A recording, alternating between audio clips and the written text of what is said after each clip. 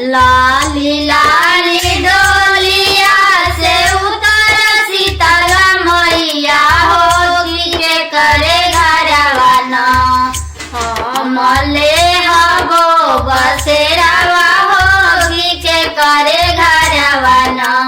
लाली लाली डोलिया से उतर शीतल मैया होगी के करे घरवाना हमले हबो बसेरावा होगी के करे घरवाना हमले हबो बसेरावा होगी के करे घरवाना।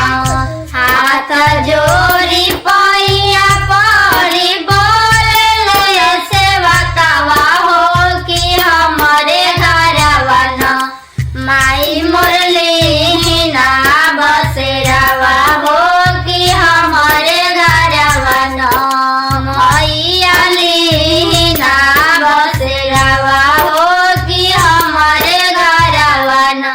सतो बहनी लीना बसेरावा होगी हमारे घरवाना।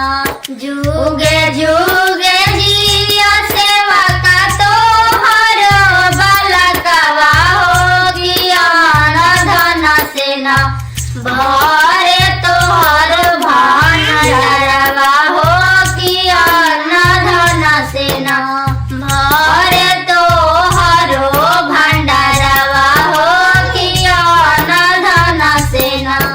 लाली लाली डोलिया से उतर शीतल मैया हो कि के करे घरवाना हमले हबो बसेरावा हो कि के करे घरवाना।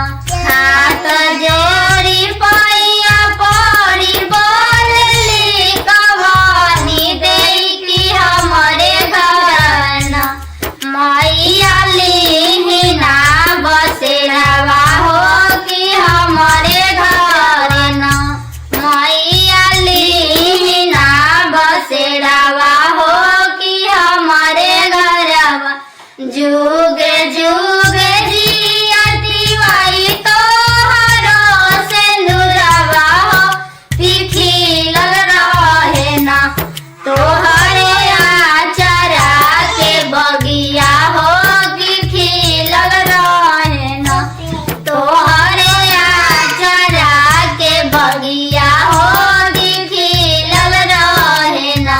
लाली लाली डोलिया से उतर देवी मैया होगी के करे घरवाना हमले